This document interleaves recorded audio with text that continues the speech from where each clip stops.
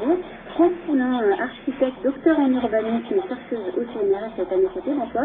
Bonsoir. Alors, vous avez mené de nombreuses recherches dans le domaine du tourisme et donc notamment sur le camping. Dans ce reportage, on a l'impression que le camping s'embourgeoise un petit peu quand même. Je dirais que le camping suit les évolutions de la société, c'est-à-dire que vous avez de plus en plus de personnes qui disposent de moyens pour partir pendant leurs vacances. Et donc le camping, qui au départ était quelque chose de très simple, eh bien, a acquis au fur et à mesure des décennies des personnes qui en fin de compte ont de plus en plus de moyens, et donc qui viennent avec effectivement des voitures de plus en plus confortables. Mais de tout temps, là on a vu quelques Anglais, de tout temps les Anglais ont été vraiment les aristocrates du camping. Donc ça demeure. Alors, est-ce que l'esprit populaire du camping perdure quand même? Oui, toujours, parce que c'est le premier mode d'hébergement de plein air en France, le premier mode d'hébergement pour les loisirs et pour les vacances l'été. Donc c'est vraiment quelque chose qui est populaire dans le sens où toute la société s'y retrouve, avec pas moins de 10 millions de nuitées par an, donc à peu près 6-7 millions de Français qui font du camping chaque année. Ça veut dire que tout Français, un jour ou l'autre dans sa vie, a fait ou fera un peu de camping? Oui, c'est exactement ça. C'est-à-dire qu'il y en a certains qui ont découvert ça par le biais du scoutisme, d'autres quand ils sont arrivés à 17-18 ans et qui voulaient partir avec des copains. Il y en a quand ils ont eu leurs premiers enfants et qu'ils voulaient avoir quelque chose à pas cher et continuer à partir. Donc vraiment, on a eu toutes les étapes de la vie, on retrouve des campeurs.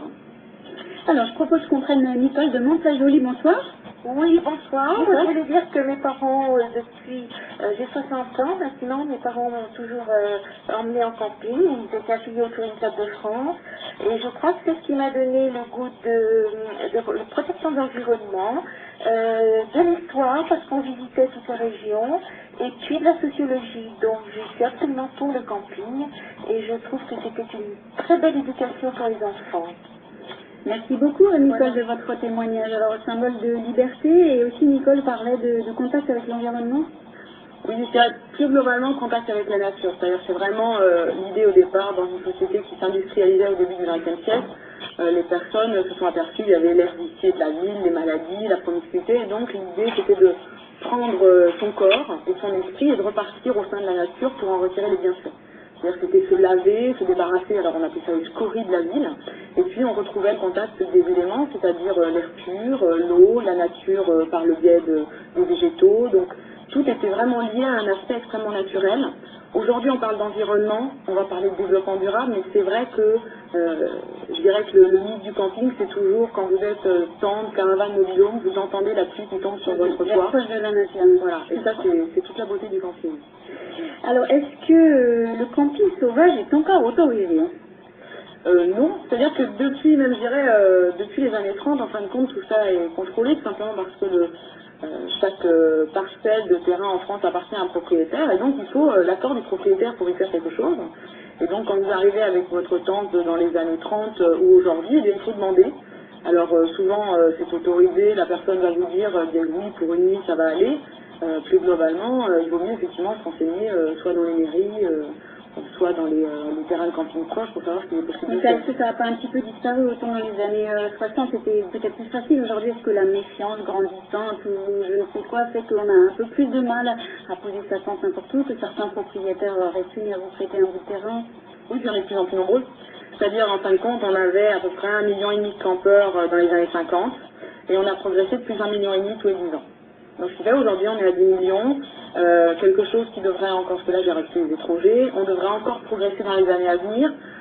Quand vous avez 100 personnes, ça pose pas de problème, quand vous en avez 1000, vous avez plus de difficultés à gérer le phénomène, tout simplement. Mais pourquoi c'est pas prêt? Alors est-ce que par exemple le film Camping qu'on a vu ces derniers temps sur les écrans participe de ce phénomène-là?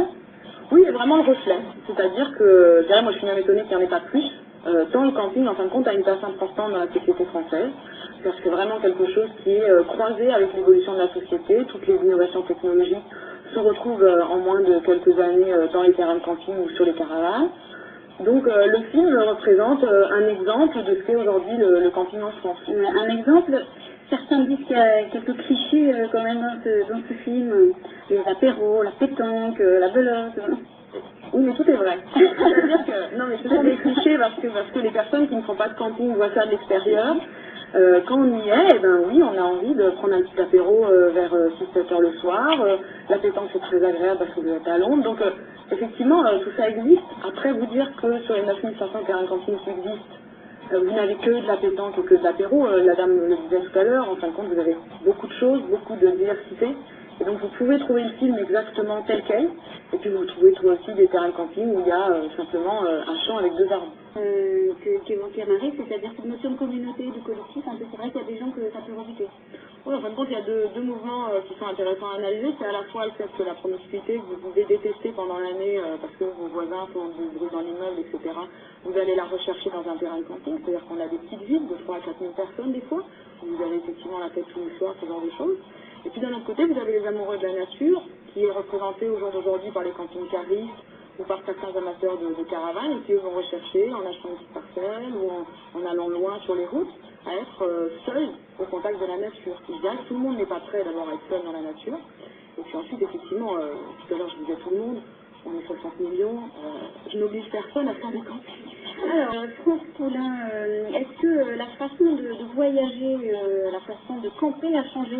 Est-ce qu'on réserve plus? Est-ce que par exemple on va vous voir sur Internet, quelle tête à le camping, des photos? Oui, ça c'est vraiment, il y a eu de tout temps, en fin de compte, on a essayé de donner aux campeurs de plus en plus d'informations sur l'endroit où ils allaient aller. Dans les années 30-40, c'était les guides, en fin de compte, vous aviez le plan un peu pour retrouver le terrain de camping.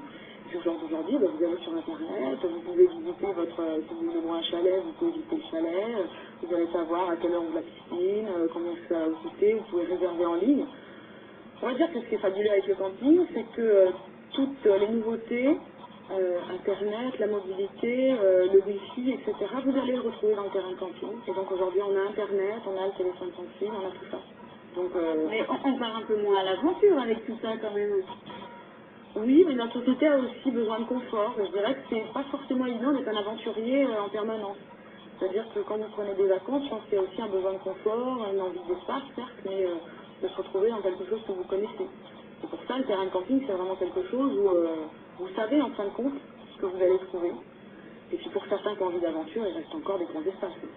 Clara nous appelle de Boulogne. Clara, vous avez une petite voix, alors racontez-nous. Alors, je n'ai jamais fait de camping et j'aimerais bien en faire. Tu aimerais bien en faire? Oui. Et pourquoi tu aimerais bien faire du camping, tu sais? Parce que j'adore la nature et j'aimerais bien voir la nature de cette terre. Eh bien, merci beaucoup, Clara. Le message sera transmis à tes parents ou à ta famille. Les enfants adorent le camping en général. Oui, parce que c'est fabuleux. Quand vous partez avec vos enfants, quand ils ont 2-3 ans, vous pouvez les emmener en tente dans des lieux absolument fabuleux. Et ils sortent de la tente, ils écoutent les bruits la nuit. Enfin, il y a toute une mythologie, en fin de compte, qui est liée au camping. Et alors là, la liberté est complète. Il n'y a pas de voiture qui roule devant la tente.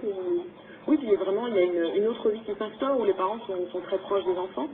Et puis effectivement, vous découvrez énormément de choses, telles que les animaux, la pelouse, etc. Si vous habitez en ville, vous n'avez pas forcément la chance de les voir.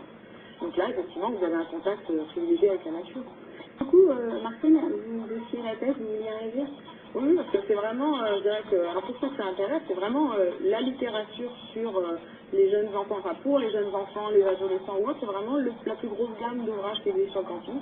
C'est-à-dire que vous avez Petit Poussin n'a peur de rien, qui va être l'apprentissage du Petit Poussin, qui va essayer la première fois de dormir tout seul dans une tente.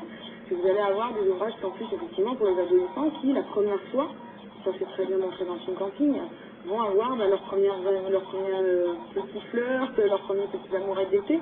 Et ça, c'est, on va dire, ça participe à la construction de la personne par la suite.